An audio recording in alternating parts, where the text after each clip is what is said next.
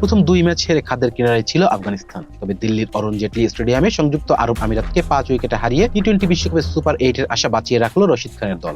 জয়ের পাশাপাশি দিনটি স্মরণ হয়ে থাকলো আফগান অধিনায়কের বিশ্ব রেকর্ডের কারণে। টি-20 ইতিহাসে প্রথম বোলার হিসেবে 700 উইকেটের অনন্য মাইলফলক স্পর্শ করলেন তিনি। আফগানিস্তানের জয়ে ডি গ্রুপ থেকে সুপার 8 নিশ্চিত হয়েছে দক্ষিণ আফ্রিকার।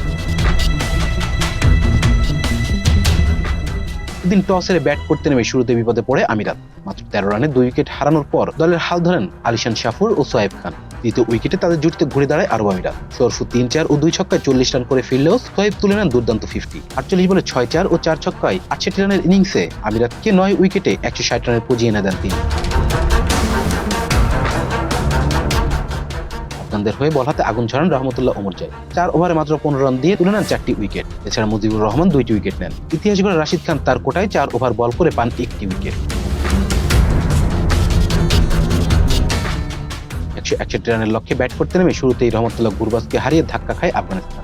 জুনায়েদ সিদ্দিকীর বলে শুরুতেই 0 রান করে সাজঘরে ফেরেন তিনি। তবে ইব্রাহিম চাদ্রান এক প্রান্ত আগলে রেখে 37 বলে 53 রানের ইনিংস খেলে দলের ভিত্তি মজবুত করে দেন।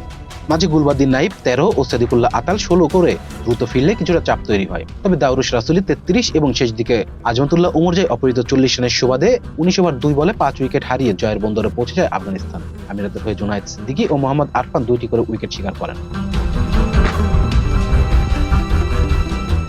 আরব আমিরাতকে হারানোর সুবাদে 3 ম্যাচ শেষে আফগানিস্তানের পয়েন্ট 2, সমান ম্যাচে 2 পয়েন্ট আরব আমিরাতও। এছাড়া নিউজিল্যান্ড 3 ম্যাচে 4 এবং দক্ষিণ আফ্রিকা 3 ম্যাচে 6 পয়েন্ট পেয়েছে। দুটির বেশি দলের 6 পয়েন্ট পাওয়ার সুযোগ নেই বলে দক্ষিণ আফ্রিকা সুপার 8 নিশ্চিত হয়ে গেছে।